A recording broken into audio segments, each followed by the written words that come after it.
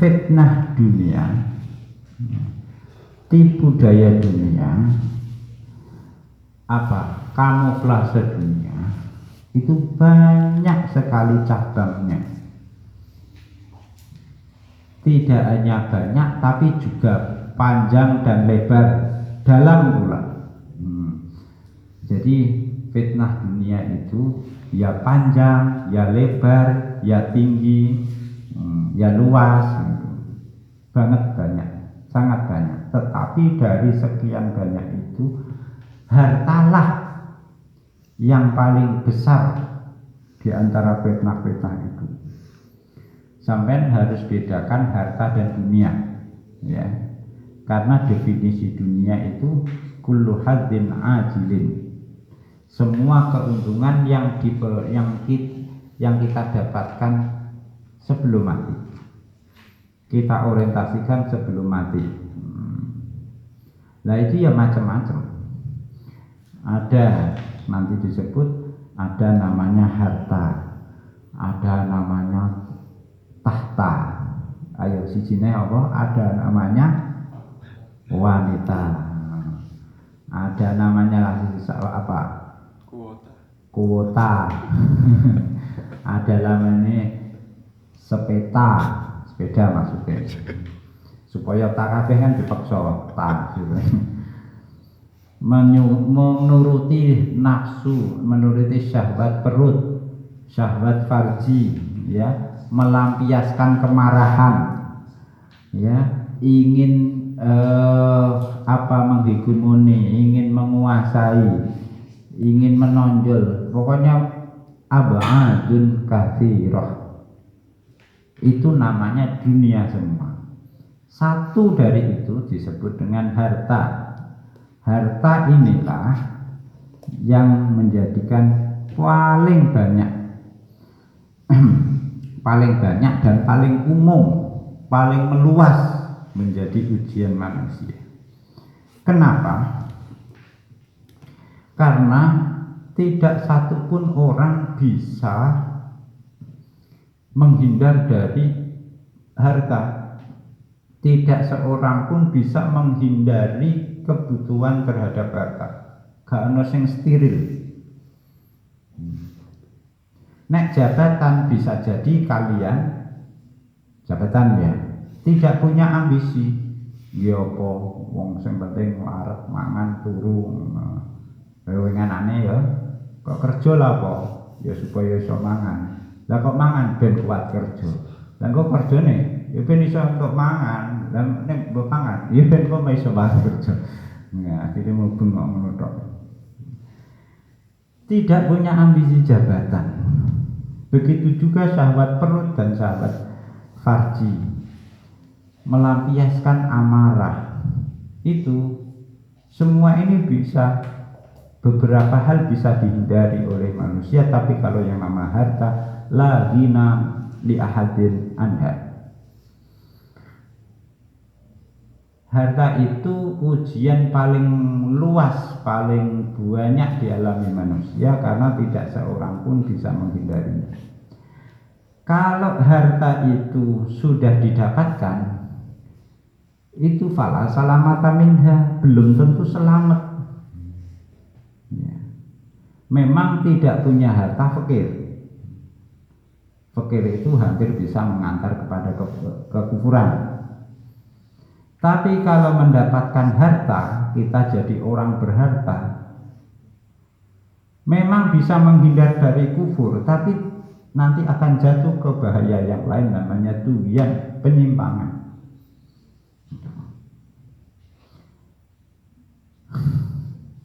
Berarti kesimpulannya menurut Imam Ghazali, harta-harta itu memang ada yang manfaat, ada yang membahayakan. Harta yang bermanfaat itu menyelamatkan, yang membahayakan itu nanti mencelakakan.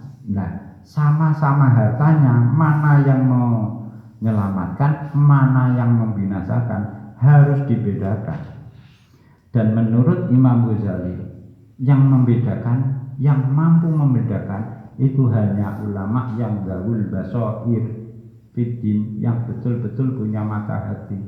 Kalau ulama hanya simbolis, ulama-ulamaan, ulama kawi, tidak ori, tidak bisa membedakan. Sepertinya dia menganggap agama religius tetapi duniawi. Sekarang dimulai mempetakan Imam Ghazali. Nah, kalau kemarin kitab sebelum ini, kitab Zammid Dunya, tercelanya dunia, itu masih mencakup semuanya tadi. Tapi kalau sudah bukhel ini spesifik harta. Jadi kalau Zammid Dunya itu maksudnya dunia dengan berbagai variannya. Tapi kalau bukhel ini memang hanya harta. Soalnya yang dibukheli itu harta. Nah, manusia itu kalau tidak punya harta namanya fakir. Kalau punya harta namanya kaya. Antara fakir dan kaya ini sama-sama dua kondisi ujian, ikhtibar, imtihan. Sekarang yang tidak berharta. Tidak berharta itu punya dua kemungkinan. Kemungkinan pertama namanya qanaah, nerimo, dan ini terpuji. Kemungkinan kedua hirs, ambisi, yang ini tercela. Yang ambisi itu ada bagi dua lagi. Ada yang sambil ambisi dia mengharap hartanya orang lain. Tapi yang ada ambisi cukup dengan jerih payahnya sendiri. Berarti lebih fatal mana? Ambisi dengan mengharap milik orang lain. Tomak namanya.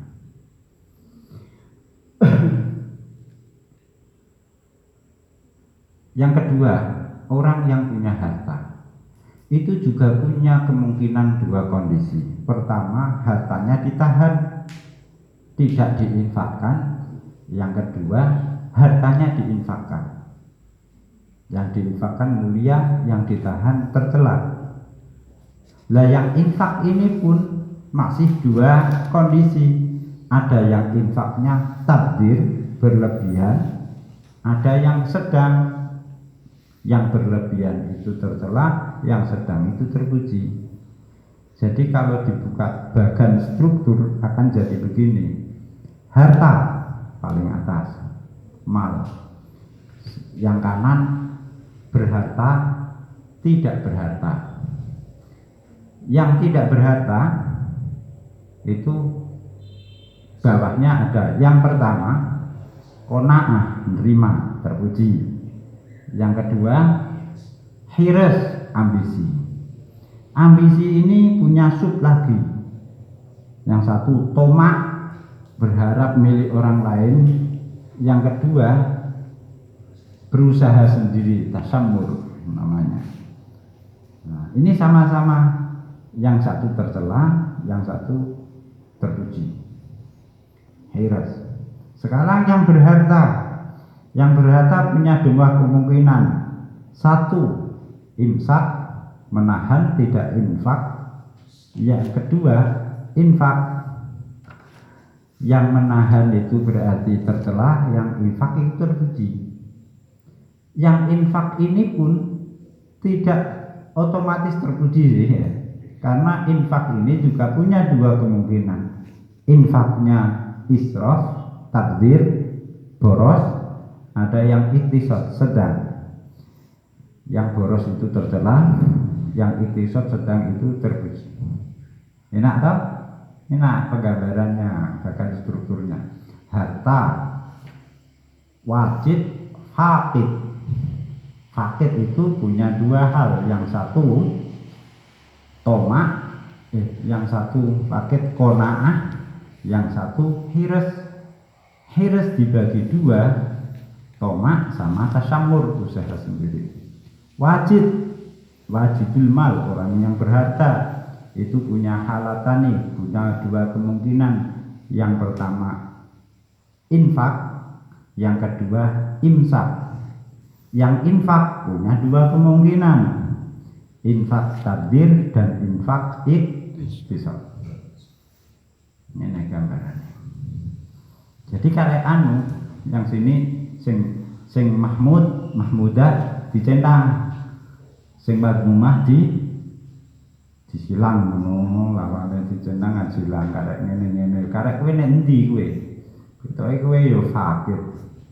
Fakite iku ketoke qanaah apa hirs arep ketoke. Hirs kuwi iki tomak apa tasamur? Tomak ya ora, tasamur ya ora. Waki juga gawe sup anyar meneh. Sup anyar meneh. Nah, ini akan diurai jelas dalam pasal-pasal berikut. Ini ada 14. Yang pertama, bayan dzamil mal, harta itu tercela. Satu. Yang kedua, harta itu terpuji. Terus ojo bingung piye. Sing bener ndi lah Mbah Ghazali.